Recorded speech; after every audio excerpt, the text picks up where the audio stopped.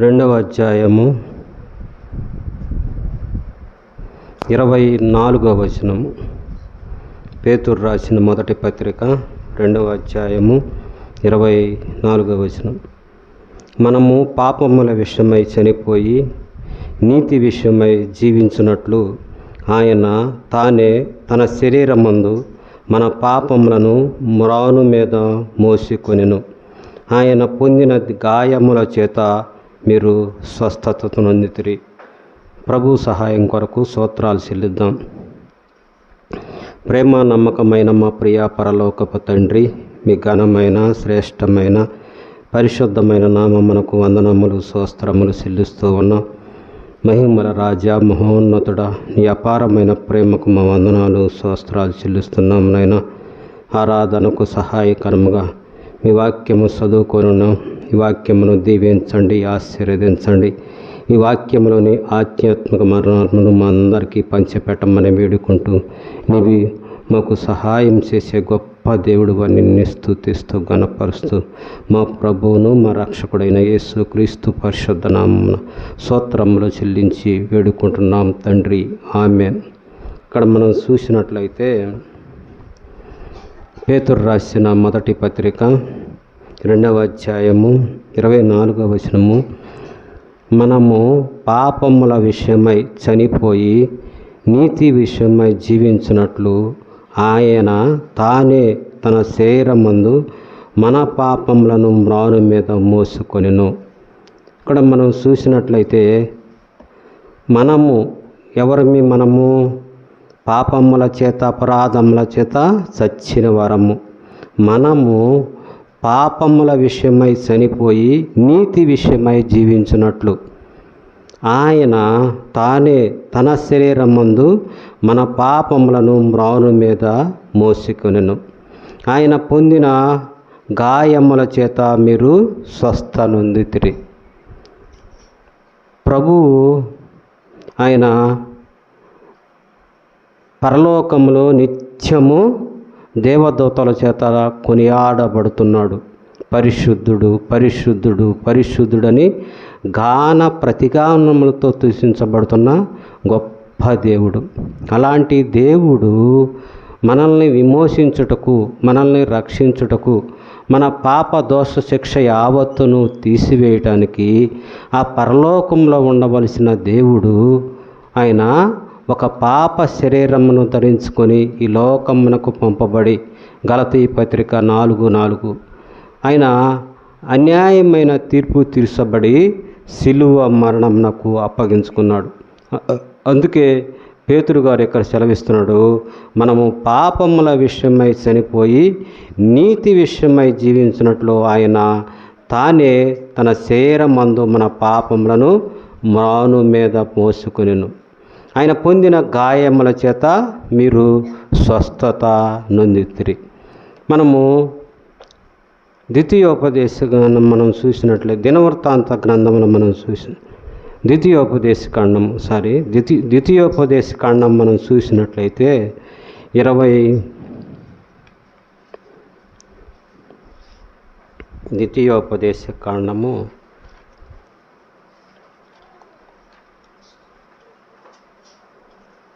'సిలువ మీద వేలాడదీయబడినవాడు శాపగ్రస్తుడు' 22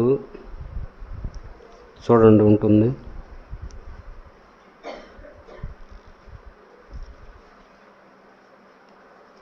ఆ 21 ద్వితీయోపదేశ కాండము 21.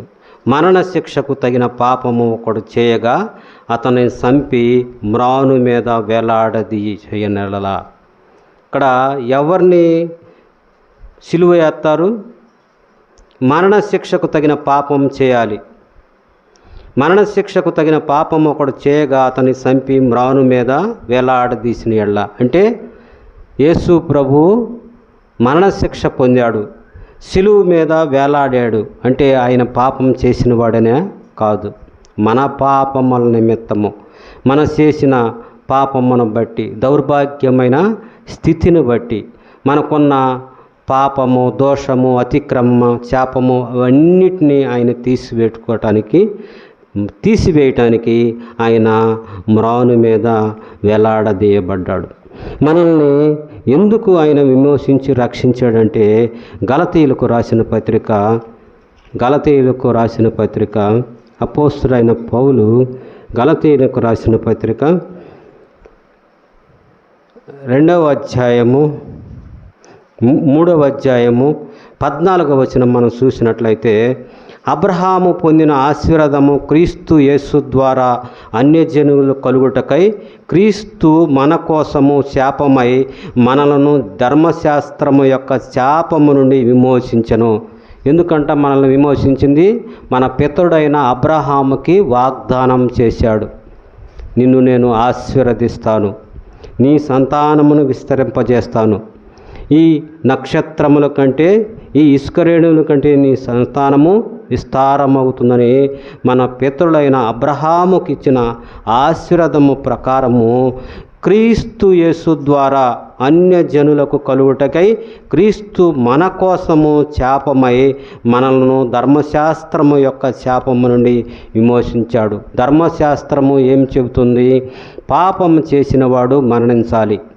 కానీ మనం మరణించలా, కానీ మనం పాపులము కాదనే అర్థము. కానీ రోమాపత్రిక మనం చూసినట్లయితే నీతిమంతుడు ఒక్కడను లేడు, అందరూ ఏకముగా పాపం చేసి పనికి మాలిన వారయ్యారు. అంటే మనము పాపం చేసాము, కానీ మరణించలేదు.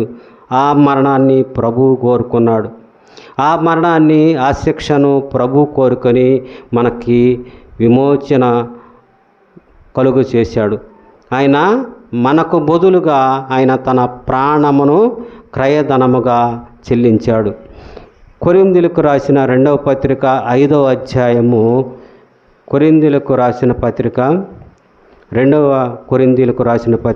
5వ అధ్యాయము 21వ వచనం మనం చూసినట్లయితే, ఎందుకనగా మనం ఆయనందు దేవుని నీతి అగునట్లు పాపమెరుగని ఆయన్ను మన కోసము పాపముగా చేశాము. ఎందుకు ఆయన కల్వరి శిలువలో మరణించాడు? ఎందుకంటే మనం ఆయన యందు దేవుని నీతి అగునట్లు. మన నీతి ఎలాంటిది? మురికి గుడ్డల వంటిది. దేవుని నీతి మనలో నివసించాలని ఆయన పాపమెరుగని ఆయన మన కోసము పాపముగా చేశాడు. అంత గొప్ప దేవుణ్ణి మనం కలిగి ఉన్నాం. ఎందుకంటే ఆయనలో ఏ దోషము లేదు, ఏ పాపము లేదు, ఏ అతిక్రమము లేదు. ఆయన నిర్దోషి, నిష్కల్మషుడు, పాపుల్లో చేరక ప్రత్యేకించబడిన ప్రధాన యాజకుడు. హెబ్రీయులకు రాసిన పత్రిక 7:24. అలాంటి గొప్ప దేవుడు శిలువ మరణము పొందాడు. ఎందుకంటే మనల్ని విమోచించుటకు, మనల్ని రక్షించుటకు. మనము నశించిపోవటం ఆయనకి ఇష్టం లేదు కనుక ఆయన నీతి మనలో నివసించాలని మన పితరుడైన అబ్రహాముకి ఇచ్చిన వాగ్దానం నెరవేర్చుటకు ఆయన శిలువ మరణను కోరుకున్నాడు. ఫిలిప్పీయులకు రాసిన పత్రిక 2:6 ప్రకారము దేవునితో సమానముగా ఉండుట భాగ్యం మనకి ఎంచుకోలేదు, కానీ ఆయన దాసునిగా పుట్టి ఆయన శిలువ మరణము పొందినంతగా విధేయత చూపాడు. శిలువ మరణము పొందినంతగా విధేయత చూపాడు. ఆయన ఆ కల్వరి శిలువలో ఎంతగా బాధించబడ్డాడంటే యెషయా గ్రంథము 53లో మనము చూడవచ్చు. యెషయా గ్రంథము 53వ అధ్యాయం మనం చూసినట్లయితే 5వ వచనం నుంచి కొన్ని వచనాలు చదువుకుందాం. మన అతిక్రమ క్రియలను బట్టి అతి గాయపరచబడిన. మనం చేసిన అతిక్రమ క్రియలను బట్టి అతడు గాయపరచబడిన. మన దోషమును బట్టి నలుగొట్టబడ్డారు. ఆయన శరీరమంతా నలుగొట్టబడింది. మన సమానార్థమైన శిక్ష అతని మీద పడింది. ఎందుకంటే ఆయన కల్వరి శిలువలో పాప దోష శిక్ష, మన అందరి శిక్షను ఆయన భరించాడు. చేతుల్లో మేకులు, కాళ్ళల్లో మేకులు, తల మీద ముళ్ళ కిరీటము, పక్కలో బల్లెపోటు, అంతగా ఆయన శిలువ మరణము పొందినంతగా విధేయత చూపాడు. మన దోషమును బట్టి నలగొట్టబడ్డాడు. అతడు పొందిన దెబ్బల చేత మనకు స్వస్థత కలిగింది. ఎందుకంటే మనందరము గొర్రెల వలె దారి తప్పిపోయాము. మనలో ప్రతివాడును తన క్లిష్టమైన ద్రోవను తొలిగాడు. యెహోవా మనందరి దోషము అతని మీద మోపాడు. దేవాతి దేవుడు కుమారుడైన యేసు క్రీస్తును ఈ లోకమునకు పంపి అన్యాయమైన తీర్పు తీర్చబడి శిలువ మరణమునకు అప్పగించడం ద్వారా మనందరి దోషము ఆయన మీద మోపాడు. అతడు దౌర్జన్యమునందెను. అతడు గొప్ప దేవుడు. ఆయన ఎలాంటి వాడంటే ఆశ్చర్యకరుడు, ఆలోచనకర్త, బలవంతుడైన దేవుడు, నిత్యుడగు తండ్రి, సమాధానం కత్తిపైన దేవుడు. అలాంటి గొప్ప దేవుడిని వారు ముఖం మీద ఉమ్మివేసి అవమానించారు, కొడా దెబ్బలు కొట్టారు, పిడుగుద్దులు గుద్దారు. ఆయన అంతగా ఆయన విధేయత చూపాడు. ఎందుకు? తండ్రికి ఇచ్చిన వాగ్దానం, మన పితడైన అబ్రహాముకి ఇచ్చిన వాగ్దానం, మనందరి దోషము శిక్ష కొరకు ఆయన కల్వరి శిలువలో మరణించాడు. ఆయన పరిశుద్ధ రక్తము ద్వారాగానే మనకు రక్షణ, విమోచన కలిగింది. అందుకే మనము 1 యోహాను పత్రిక 1:7 మనం చూసినట్లయితే యేసు రక్తము ప్రతి పాపమును కడిగి సమస్త దుర్నీతి నుంచి మనకు విడుదల ప్రసాదిస్తుంది. ఆయన రక్తము ద్వారాగానే మనము సమీపస్తులమయ్యాం. మనము అన్యజనములమే, మనకి దేవుడు లేని, వాగ్దానం లేని ప్రజలను అయినప్పటికీ ఇశ్రాయేలు ప్రజలతో మనకును సమానముగా రక్షణను కలుగుజేసి ఉభయులకి ఉన్న మనకి ఉభయులకి ఆయన ఇశ్రాయేలు ప్రజలకి మనకి మధ్య ఉన్న ఉభయ గోడను ఆయన పడగొట్టి అందరినీ ఏకం చేసి ఆయన యూదుడని లేదు, అన్యమతస్థుడని లేదు, అక్కడ గ్రీకు దేశస్థుని లేదు, స్త్రీ అని లేదు, పురుషుడని లేదు, అందరికీ ఆయన రక్షణ అనుగ్రహించాడు. ఈ రక్షణ ఇవ్వటానికి ఆయన ప్రాణమును క్రయధనముగా ఆయన చెల్లించాడు. అంత గొప్ప దేవుణ్ణి మనం కలిగి ఉన్నాం. అయితే మనము ఆయన శరీరమును భుజించటానికి మనము సిద్ధపడి ఉండగా ఆయన కొరింథీయులకు రాసిన మొదటి పత్రిక 11వ అధ్యాయం 23వ వచనం మనం చూసినట్లయితే, కొరింథీయులకు రాసిన మొదటి పత్రిక 11వ అధ్యాయము 23వ వచనం మనం చూసినట్లయితే, నేను మీకు అప్పగించిన దాన్ని ప్రభువు వలన పొందితిని. ప్రభు అయిన యేసు తాను అప్పగించబడిన రాత్రి యొక్క రొట్టెను ఎత్తుకొని కృతజ్ఞతాస్తుతులు చెల్లించి దాన్ని విరిసి, ఇది మీ కొరకై నా శరీరము, నన్ను జ్ఞాపకము చేసుకొనుటకై దీన్ని చేయుడని చెప్పాను. మనము ఆయన జ్ఞాపకం చేసుకోవటానికి మనము ఆయన శరీరమును, ఆయన రక్తమును భుజించాలి. ఆయన ఎవరు? దేవుడు. ఆయన ఎవరు? మనల్ని సృష్టించినవాడు. ఆయన ఎవరు? పరిశుద్ధుడు. ఆయన మనమెవరమే? పాపముల చేత, అపరాధములత చచ్చిన వారం. అలాంటి మనల్ని ఆయన కుమారులుగా, కుమార్తెలుగా చేసుకోవటానికి మన దోష శిక్ష యావత్తును ఆయన కల్వరి శిలువలో భరించి ఆయన పొందిన దెబ్బల ద్వారా మనకు స్వస్థత, విడుదల కలిగిందని మనం ఆయన జ్ఞాపకం చేసుకోవాలి. ఆయన జ్ఞాపకం చేసుకున్నట్టుకై దీన్ని తినడని చెప్పాడు. అలాగే మనం చూసినట్లయితే కొరింథీయులకు రాసిన పత్రిక 11వ అధ్యాయము 20వ వచనంలో చూసినప్పుడైతే, మీరు ఈ రొట్టెను తిని ఈ పాత్రల రోజు తాగునప్పుడల్లా ప్రభువు వచ్చు వరకు ఆయన మరణమును ప్రచురించుదురు. మనము ఆయన శరీరమును, ఆయన రక్తమును భుజిస్తున్న మనము ఆయన వచ్చు వరకు ఆయన మరణమును ప్రచురించేవారేముగా ఉండాలి. ఆయన మరణమును ప్రచురించాలంటే మనము ఆయనలాగా జీవించాలి. ఆయన మనం చూసాం కదా, ఆయన పవిత్రుడు, నిర్దోషి, నిష్కల్మషుడు, పాపుల్లో చేరక ప్రత్యేకించబడినవారు. మనము కూడా అలాగా జీవించాలి. మనలో పాప దోష శిక్ష యావత్తును ఆయన తీసివేసాడు కనుక ఇంకా మనం పవిత్రంగా జీవించాలి. మన ఆలోచన, మన తలంపు, మన క్రియలు ప్రభువుకు అంగీకారయోగ్యంగా ఉండాలి. అలాగా జీవించగలిగితే మనము బల్ల తీసుకోవటానికి అనుకూలం.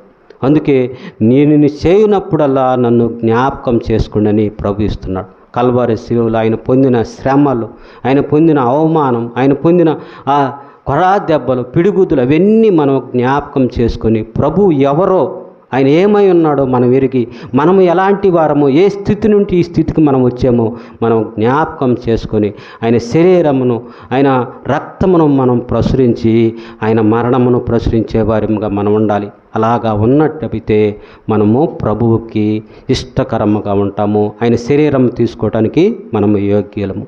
అలాగా ఉండాలని దేవుడు మనల్ని ఆశీర్వదించునుగాక.